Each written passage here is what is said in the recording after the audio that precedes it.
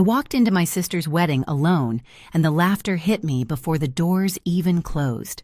Not whispers, full-on laughter. My father's voice cut through the room, loud and cruel, saying I couldn't even find a date. I felt hands shove my shoulder. The marble floor vanished. Cold water swallowed me as I fell into the fountain. For a second, no one helped. They clapped. Grown adults applauded while I stood dripping, humiliated. I looked at my father, smiled through the water, and said one sentence I had practiced for years. Remember this moment, because what they didn't know was who walked in next. On the outside, my family has always looked flawless. The kind of family people point at and say they must have it all figured out. Big house, polished smiles, perfect holiday photos framed and updated every year. Inside that house, I learned early how to stay quiet. My younger sister grew up in the spotlight. Teachers adored her. Relatives bragged about her. My parents spoke her name like it was a prize they'd won.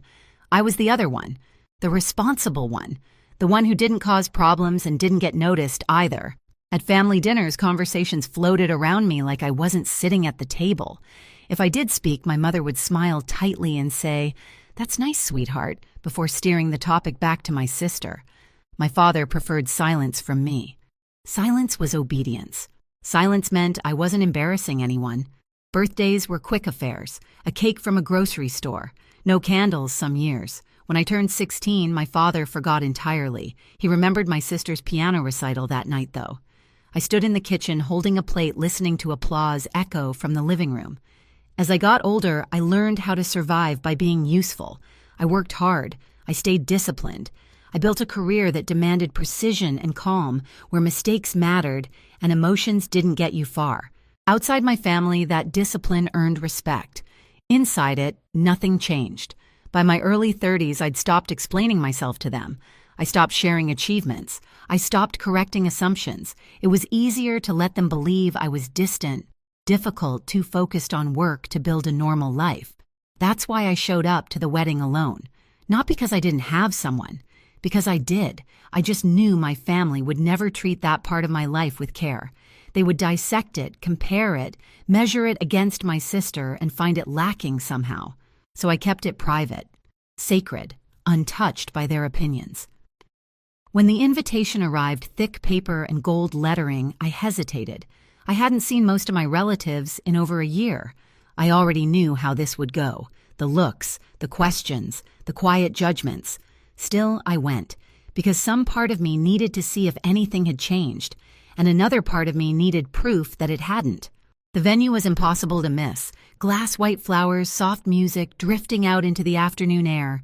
Everything about it screamed celebration. I stepped inside and felt instantly out of place, like I'd walked into someone else's life by mistake. The first thing I noticed was the seating chart. My sister's name sat dead center, surrounded by our parents' close relatives and the people who mattered.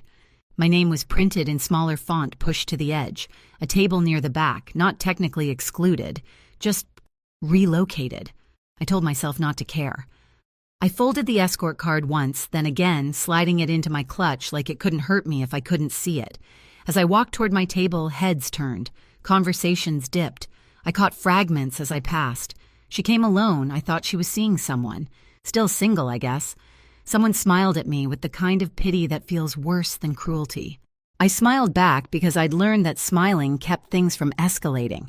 At my table, distant relatives and acquaintances avoided eye contact, polite but curious. They asked safe questions. Work, traffic, weather. No one asked how I was. No one ever did. Across the room, my family laughed loudly. My father stood tall, glass in hand, soaking in attention. My mother leaned in close to my sister, adjusting something on her dress, her face glowing with pride. My sister caught my eye for a second. Her smile flickered. Then she looked away. I tried to focus on my breathing. The ceremony ended. Applause filled the room. Music shifted. People stood, moved, mingled. I stayed where I was, nursing a glass of water, watching dynamics I'd memorized years ago play out exactly the same. That's when my father started drinking faster. I noticed it because I always notice things like that. The slight change in his posture, the way his laughter grew sharper. his eyes drifting back to me again and again, like I was a loose thread he couldn't stop pulling at. A relative leaned down to whisper something to him. I couldn't hear it, but I saw his jaw tighten, his gaze locked on me. I felt it then, that familiar pressure in my chest, the warning signal. When my father stood up, the room responded automatically. Conversations quieted. Glasses paused mid-air. He had that effect on people. He always had.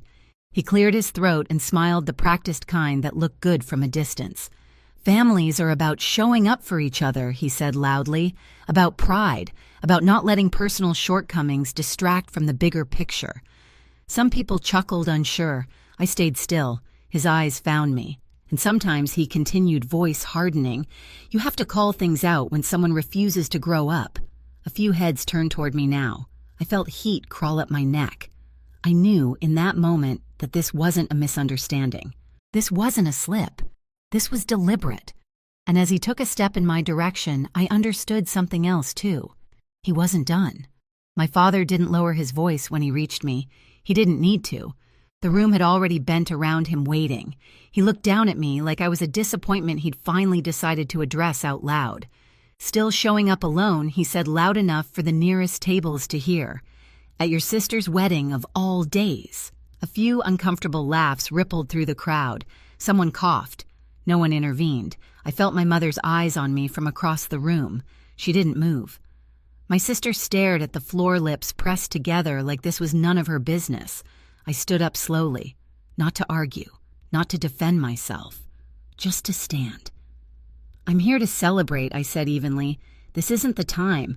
That should have been the end of it. It never was with him. He leaned closer, breath sharp with alcohol and anger. The time he scoffed. You've wasted enough time. No partner, no family of your own, just excuses and that job you hide behind. More laughter, louder this time. Nervous but eager. I opened my mouth to speak, then closed it. I knew better. Any word from me would only feed him. That's when his hand hit my shoulder. It wasn't dramatic, just firm enough, just sudden enough. The world tipped. For a split second, I saw the ceiling lights blur. Then the air rushed out of my lungs as cold water swallowed me whole. My back hit stone. My dress ballooned, then clung heavy and useless against my skin. The shock stole my breath. When I surfaced, water streamed down my face hair, plastered to my cheeks. I heard gasps first, then clapping. Not everyone, but enough. Enough to make it clear I was alone. I gripped the edge of the fountain and pulled myself upright. My hands were shaking, but something inside me went eerily still. The noise faded. The sting faded. Even the humiliation dulled, like someone had turned the volume down on pain.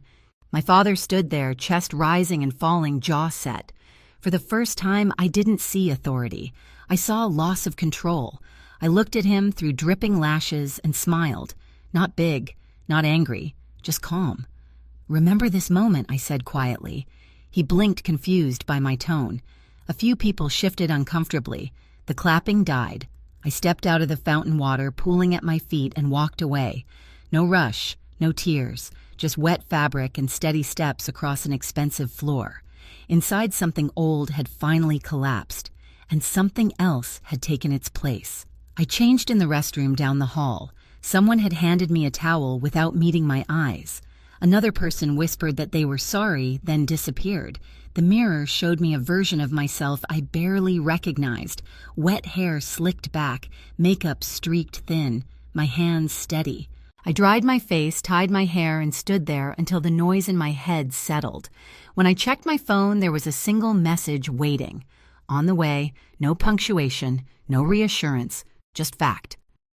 I walked back into the reception with a calm that surprised even me. Conversation stumbled when people noticed I wasn't hiding. I took my place near the entrance, not the family table, not the back. Somewhere neutral, somewhere visible. Time moved differently then. 5 minutes felt long, 10 felt endless.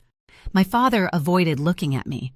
My mother pretended nothing had happened, laughing too loudly with people who didn't know where to put their eyes. My sister kept smoothing the front of her dress like it might wrinkle if she stopped touching it.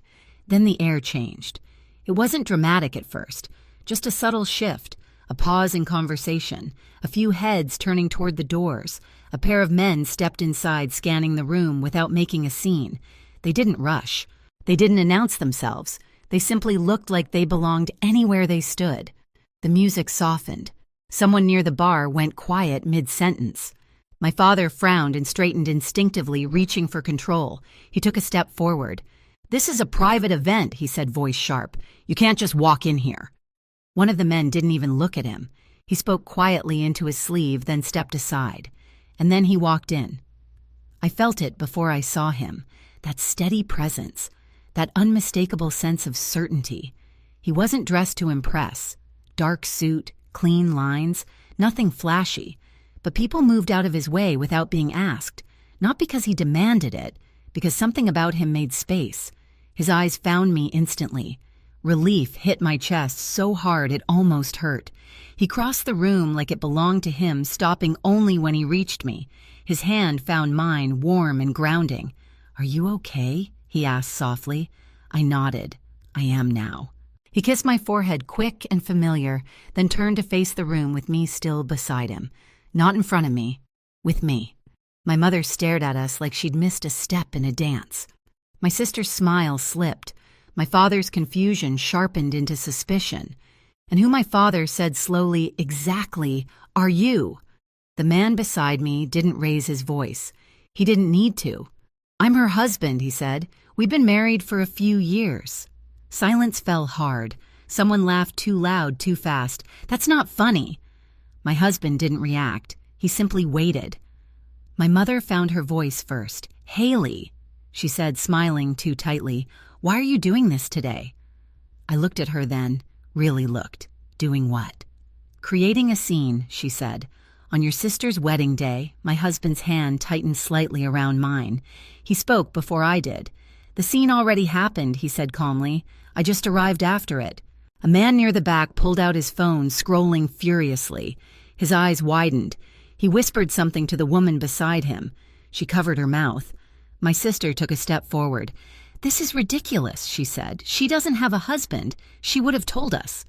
"Would I?" I asked quietly. She froze. My father's face flushed. "You expect us to believe you married someone like him and never mentioned it?" My husband nodded once. "Yes." Why, my mother asked the word slipping out before she could stop it. I answered, "Because you don't listen. You compare. You minimize. And I wanted something in my life that didn't belong to this room." The murmurs grew louder now, pieces connecting.